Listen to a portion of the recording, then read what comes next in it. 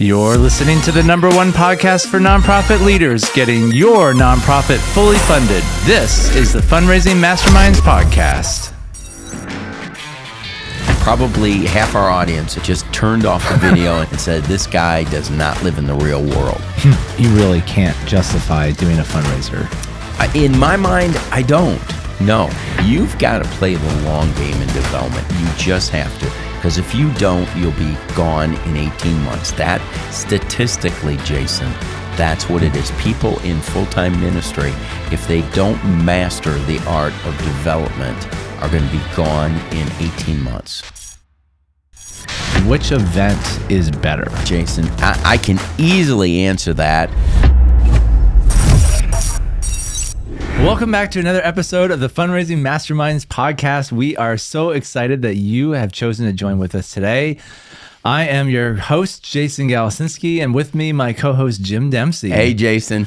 Well, today we're going to be talking about golf events. Right. And there's a lot of different golf events out there. I know. But the two most popular ones are golf marathons. Right. And golf outings or golf tournaments. Mm-hmm. Right? Yeah. And I thought maybe a golf outing was a different one, but you said golf outing is a golf tournament. No, it is. Right. Yeah. So basically we got the marathon and the tournament. Yep. And what I wanted to ask you about is just obviously the golf idea is really nice because you know you're on a big field, you're with your major donors or your critical few. You have the opportunity to connect with them and build relationships. And you cater to those people who love golfing. Yeah, and a lot of people love golfing. Yeah. So it's a good idea, but I guess I wanted to drill down into what are the distinct differences between the golf-a-thon and the golf tournament? Because you said to me before we started this episode that the golf marathon is more of a newer idea. And it's kind of like probably someone sat around and said, well, we've been doing golf tournaments for 10 years. How do we make this better? Right, you know, and some guy came up with an idea. Well, let's do a marathon, you know? That's right. And that's what so much, I don't know, so much of that happens in nonprofits, right? It does. Where it's like, well, we've been doing a banquet for 50 years and let's just come up with some new ideas, you know? And how many of those new ideas are really good ideas? Yeah. Well, I mean, next somebody will come up with either a cupcake war or a, you know, no limit karaoke. I mean, you know, it's which honestly, we don't have any problem with new ideas. No, not at all. I think that's right. We talk a lot about our development plumb line, right on this program. We do. And I think you always have to put everything through your development plumb line. Does this help me raise new partners? Yeah, that's right. Or is this just going to be another fundraiser? Yeah. Well, and does it serve me for the long haul? We want our partners there to be with us for decades. And does it accomplish that? Yeah. So before we get into this, if you wouldn't mind hitting that subscribe button on this YouTube channel or on our Spotify or podcast channels, because we release weekly episodes for nonprofit leaders, and we would love for you to be a part of all the episodes we got planned for you this year. We've got a lot of great episodes planned this year. So go ahead and hit that subscribe button and let us know what you think as we're going through this. Let us know in the comments. We read every comment below. So Jim, my first question to you about this topic is just what is the difference between a golf marathon and a golf tournament? Yeah. They sound kind of the same to me. Well, I'll start with the golf tournament because that's actually the one that's the older, as you said earlier. The concept is that you find a venue that's highly attractive. It's a venue that individuals in your area would love to play a round of golf. Typically, the best tournament takes place in a private club, even an elite level club where maybe a major PGA tournament is held regularly, and that the average golfer just can't walk on the course like they can a public course. So you want to find a venue that is very attractive, and you essentially have either one or two or three groups. And typically a group is 4 individuals playing on one particular hole. And you will have one or multiple groups of individuals who will pay a flat fee, which will cover the cost of the course. And you use that fee, and with that fee, you get certain privileges. You'll get maybe a sleeve of golf balls, you get a glove. And the idea really, you make your money based on the fee that you charge the individuals, because you typically get the club at a discount, and you the other material, the things like the sleeve of golf balls, a golf glove, a golf hat, all those kinds of things are donated. So the net proceeds go to your organization. Okay. And really, it probably the largest or the most important aspect is the fellowship that you get with the group of individuals. You make money, but it's not big amounts of money. Okay. When I was going to ask, do you have a program involved in the golf tournament? Yes, you do. Yeah, you do. Because you are only playing 18 holes of golf. And so you play one round, and then you typically end it with a lunch, and you talk about your organization at the end of that. And you either, in some cases, you ask for a donation. Others, you just let people know about what your organization is doing. The golf marathon, on the other hand, that could be an all-day event. In fact, a lot of times it's from sun up to sundown, and the idea is that you want to play as many holes as you possibly can in the quickest amount of time. So whereas the tournament, you may actually walk the course in some cases, but a golf marathon, you would never want to walk the course. You'd want to have a cart, and you'd want to finish as many holes as quickly as possible. And you typically use the best ball. So if you've got a golfer who isn't that good, they could still take a shot, but you'd use the longest ball. And of course, that helps you to get your hole done quicker, is that way too. And you try and get in as many holes. And the idea is that you go to your neighbors and your friends, and you get them to make a commitment for X amount of dollars per hole, $1 per hole, $2, $5, $10, $15, whatever, per hole. And that's the concept there. It is very difficult to really spend much time. Sponsors in that? You are for the marathon. It's kind of like a walk for life. Walkathon, yeah. And it falls in the a-thon family. Walkathon, jogathon, yeah, same way. Why would you get money per hole? Like, why wouldn't you just say, sponsor me for this event, and do kind of the same thing as a walk for life? Just try to raise a certain amount of money. Well, overall, that is, I mean, in a way, Jason, it's more like a crowdfunding from that standpoint, because you do set an overall goal that you want to raise. And in a way, everyone has their own particular goal that they set. So, you might want to raise, $2,000, you know that you could get 100 holes, let's say.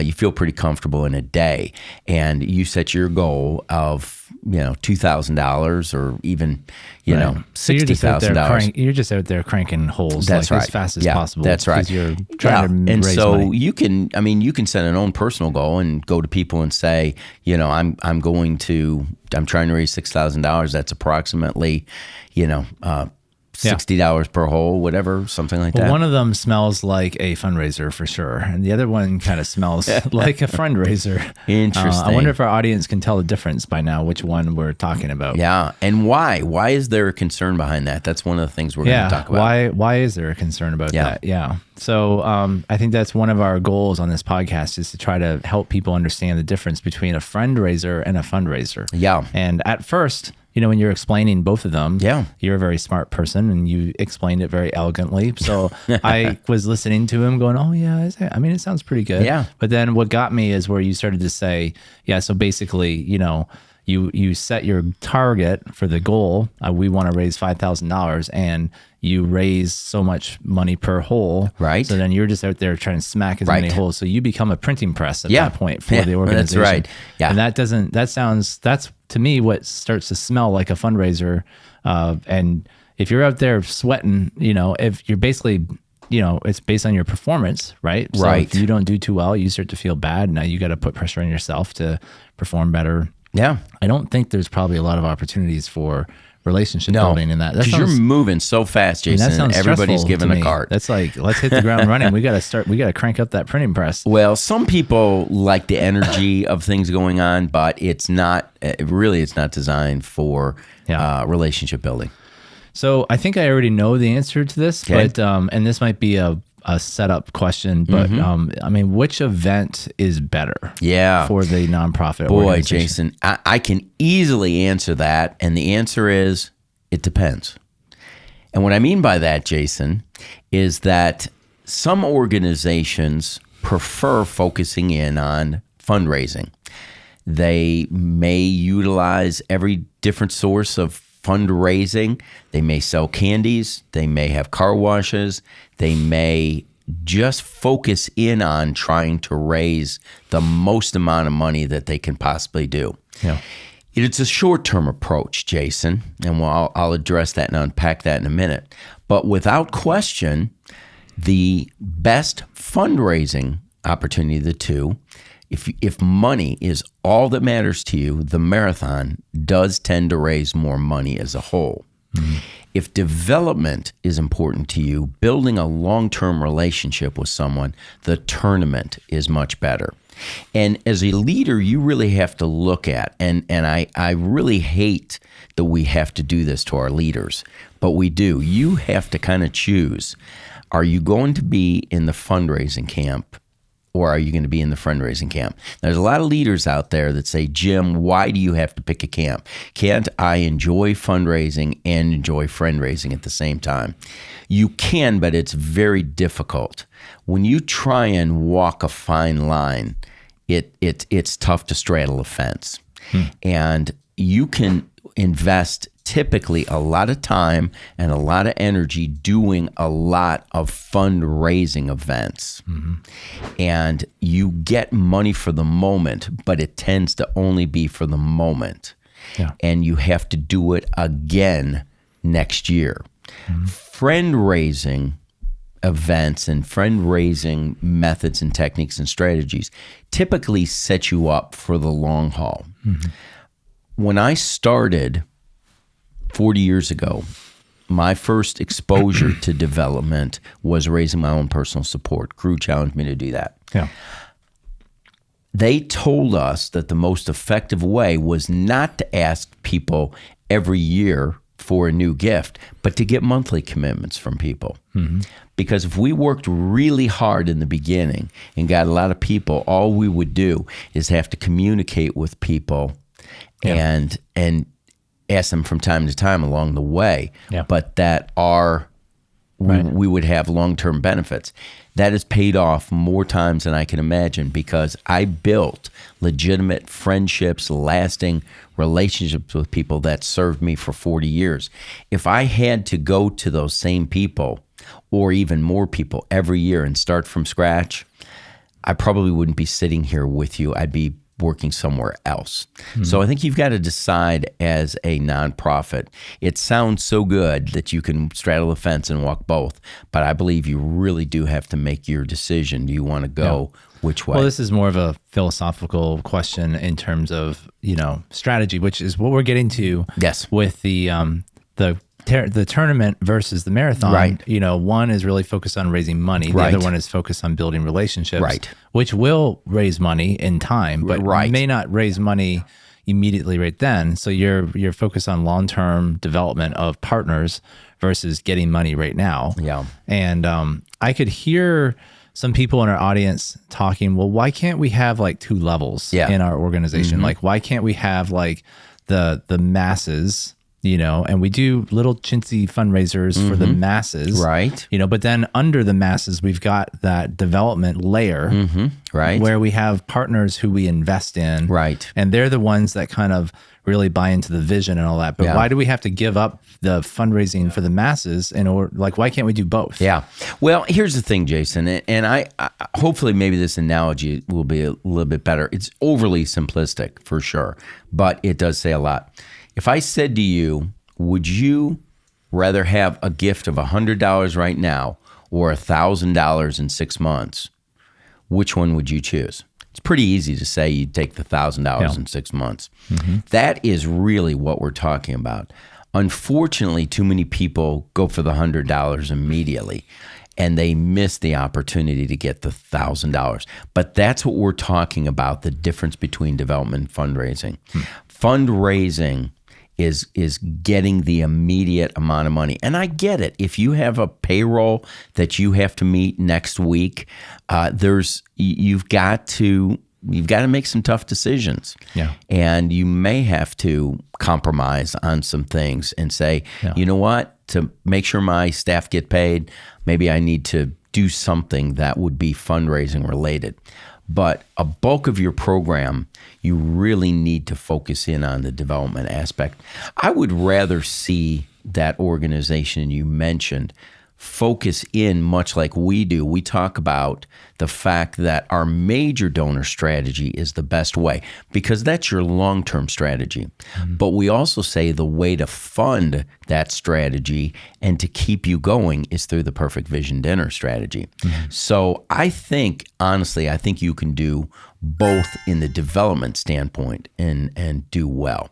I don't think you have to put yourself in a box and say, well, we have to do both fundraising and development or choose one or the other. Yeah. I think you can do development and do development. So I think that's going to be important. Development and development. Yes. It's a good quote from Jim Dempsey. So I guess my third question was just which one fits my organization? How do I know if I should do, I'm wanting to do a golf event in the summer. Right. How do I make a judgment call? I want to do long-term relationships, but I don't have the time or the energy to invest in people, but I do need money right now. So is the marathon the better way to go? Well, Jason, I think it, once again, I hate to say it depends, but you really need to look at your particular situation for the time. Unfortunately, I think too many nonprofit organizations are living hand to mouth, paycheck to paycheck, and they're kind of forced into, their hand is forced, and they have to choose the marathon or fundraising side of things. But I would say, Jason, always, as much as possible, defer to the long-term benefits. It's going to end up paying off in the long run. No. Don't go for the short-term gain and miss the long-term incredible success that's out there. Here's an example of how a fundraiser could fit into the startup of a nonprofit. A lot of people come to us and they say, I have this idea for a nonprofit, or I'm on my first year and I like what I'm hearing with all this development stuff, but I don't have any money at all. Right. Like I have $0. Right. And a lot of people come to us and say, well, I'd love to take your Perfect Vision Dinner, course, but I don't have the money to do it, or I can't afford to even pay for a venue. So that's where a fundraiser would be helpful, because you could do a fundraiser. I mean, we're not saying there's anything wrong with a fundraiser, but you just have to know that it's a fundraiser, right? So you could go do a golf marathon or do a walk for life or something to raise $20,000, and then and my recommendation would be, let's take that $20,000 and invest it into donor development. Yeah, right. Where we do a Perfect Vision Dinner and then you transition quickly into fundraising from that Perfect Vision Dinner. So you could use that startup capital. Jason, what do you think of that idea? Well, Jason, here, I don't presume to understand all the workings behind the scenes of the different opportunities for the Perfect Vision Dinner, because you talk with the people who have the interest and desires. Yeah. But I know your heart. You know my heart. From what I understand, there are opportunities for individuals to get into monthly commitments to spread out the amount for the Perfect Vision Dinner over a year. There's also opportunities to apply for scholarships. I would rather than go down the path of the fundraising and compromise my overall plan. I'd rather go to the Perfect Vision Dinner course, do things right, but be creative in the way that I pay that. So instead of having to pay for the course in a one-time fee, I would take advantage of the monthly opportunity, because frankly, what we find out with a lot of our courses is that we find that people are doing the Perfect Vision Dinner within 3 to 4 months, and they've only had to make a couple fees. What if I have you have to pay for certain things. You got to pay for sound equipment. You got to make a commitment to the hotel. Jason, so how do I even, what if I have $0 in my bank account? Jason, the Perfect Vision Dinner strategy shows you how to be creative in getting hotels with little to no money down. Also, you can be creative in putting some of those things on credit cards, defer the payment. Your AV company, in a lot of cases, doesn't ask for the money until afterwards. You can be very creative now. You also could be wise and go to some of your board members or a couple people and say, would you make a donation to our organization as an investment into our long-term strategy? Because we believe that if you can bridge us for the next 3 or 4 months, what I mean by, I don't mean a loan, I essentially mean a gift or donation, that we would use that money to pay for you to invest it in a long-term strategy. So really what you're saying that, is, to me, is the better way to go. So you really can't justify doing a fundraiser. In my mind, I don't. No. Now, I know that I've probably half our audience has just turned off the video and said, this guy does not live in the real world. You've got to play the long game in development. You just have to. Because if you don't, you'll be gone in 18 months. That, statistically, Jason, that's what it is. People in full-time ministry, if they don't master the art of development, are going to be gone in 18 months. Wow. Yeah. Coming from a man who oversees a $750 million budget annually, I think you probably know a thing or two about long-term success. So maybe we should pay attention to some of the things you're saying. I definitely think it's worth looking into development. You know, if you are a nonprofit leader and you've been stuck in that cycle of just doing lots of baby fundraisers or lots of fundraisers, or you even maybe thinking, you know, when I had that idea a little while ago of like, hey, why don't I do a fundraiser to raise the money to pay for the vision dinner? I thought that was a good idea, but you know, Jim is saying it's better to actually get investors to partner with you. It's actually better not to open that can of worms, right? Because when you open that can of worms, that temptation is always going to be there. You know, whenever you need a quick shot in the arm, you're always going to go to that sugar rush, and that actually works against you in the long run, right? So it's better to just remove the sugar from the room.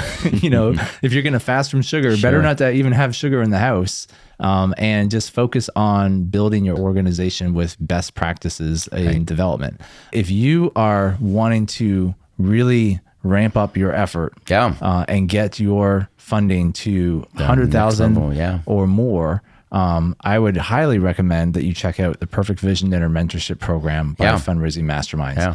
I will put a link for you on the screen. You can click that, check it out.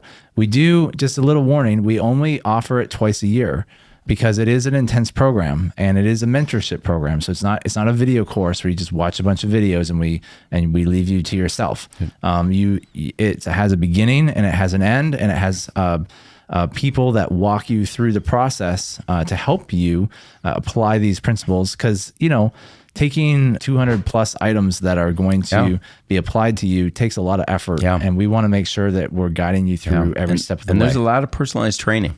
Jim and I want to let you know that we are here for you. We are here to serve you and to help you grow your nonprofit organization. So definitely click the subscribe button because we don't want you to miss the next podcast episode.